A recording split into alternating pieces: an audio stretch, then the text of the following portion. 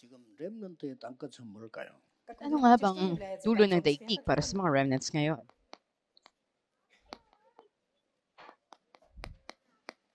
이번 렘넌트 때 나온 메시지를 한번 다시 한번 정리해 볼 필요 있습니다. At kailangan i-organize uli natin yung mensaheng tinanggap natin sa nakaraang remnant conference. 여러분이 나를 살리는 힘 필요합니다. Kailangan natin ng lakas para iligtas ang sarili natin. 나를 살리지 못하면 안 되죠. Hindi pwedeng hindi mo kayang iligtas ang sarili mo. 기도 행복 24입니다. Kaligayahan sa pananalangin, 24 oras. 얼마나 감사한 일이고 기도할 때 영적인 엄청난 일이 벌어지는데 행복이. Nakilang bagay mangyayari pag nananalangin ka, gaano mo ipagpapasalamat at magiging masaya ka rito. 그리스도 믿으시기 바랍니다. 지금 이 시간에는 굉장한 일이 벌어져요. Nasa palatayanan natin si Kristo na nakilang bagay nangyayari ngayon. 렘넌트는 완전히 현장 살리는 힘. At ang mga remnants, kailangan nila ng ganap na lakas para iligtas ang kanilang field.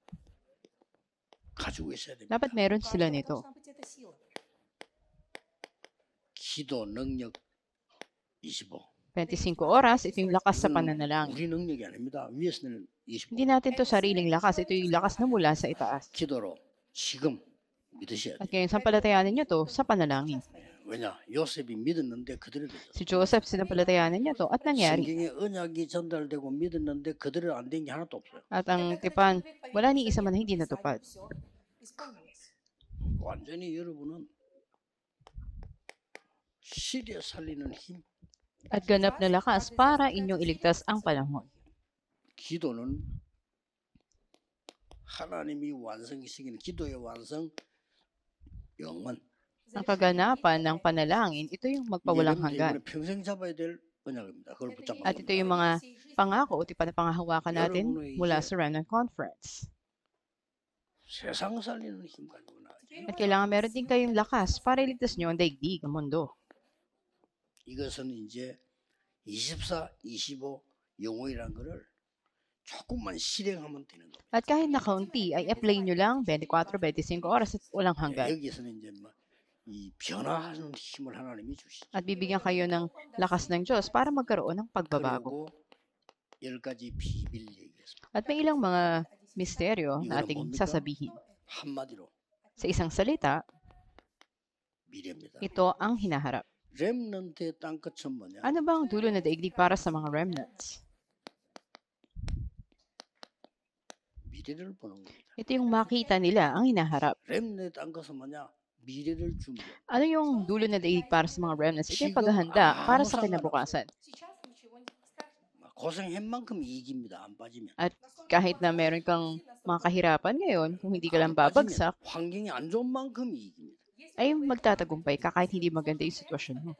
그래서 렘넌트의 땅끝은 미래다. Kaya dulo na daigdig para sa mga remnants, ito yung kinabukasan o future. 성경을 조금 몇 개 보겠습니다. At may ilang bagay na titignan natin. 가장 어려울 때 하나님이 주신 Sa matinding kahirapan, ito yung binigay ng Diyos. 성령으로 남녀 종에게 물 붓듯이 부으리라.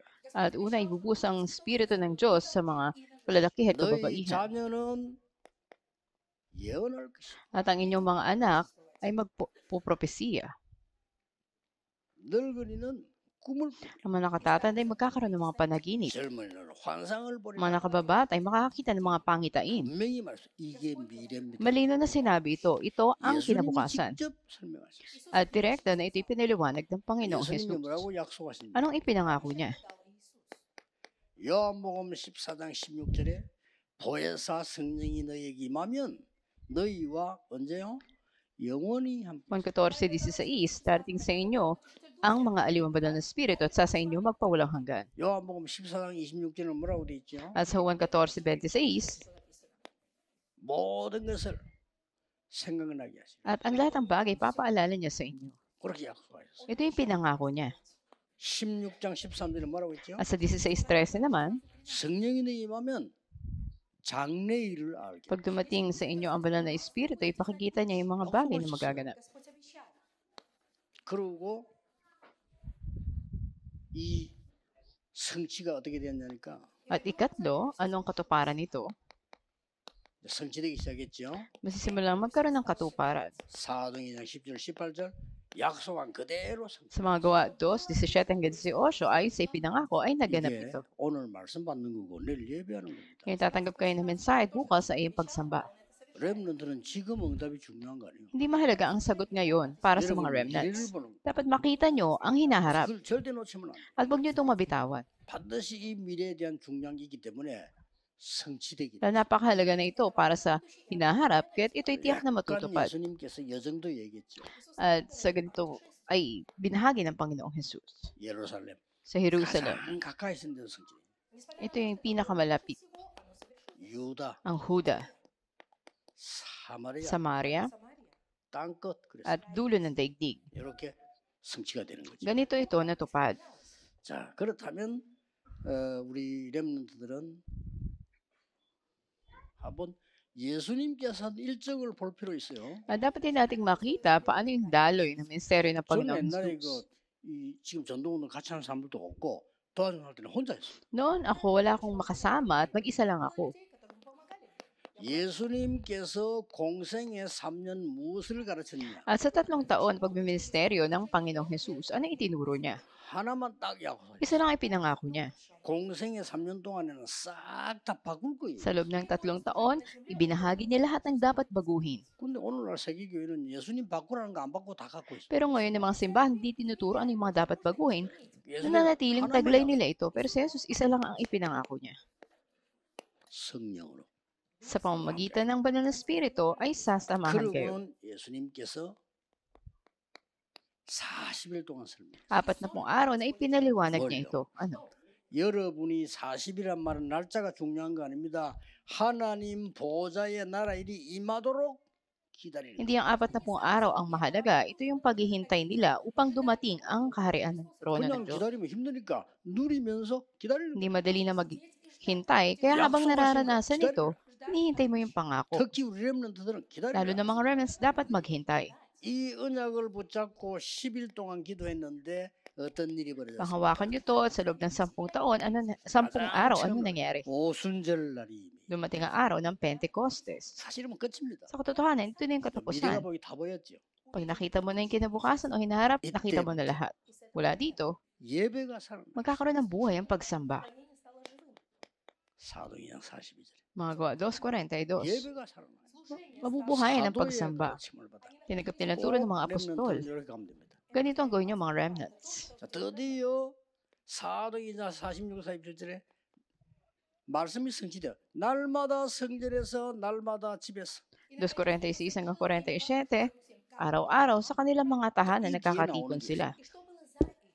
여러분이 이제는 기도하는 사람끼리 소통되기 시작. At magkakaroon kayo ngayon ng komunikasyon sa mga taong nananalangin din. 정시기도라고. Ito yung itinakdang oras ng panalangin, tinatawag. Kakaroon kayo ng koneksyon sa panalangin. 응답 중에 응답이 옵니다. Darating ang sagot, higit sa lahat ng sagot. 24, 25 영원. 24, 25 at walang hanggan. 응답 중에 응답. Ito ang sagot, higit sa lahat ng sagot. 렘너 이거 누리면 기다렸어요. Ito yung hintayin nyo mga remnants. 좀 놀랄 겁니다. 미리 그릇 준비하세요. 많이 올 거니까. At ihanda ninyo ang susidlan para sa hinaharap. 그리고 지금 우리 후대 부교육자들은요.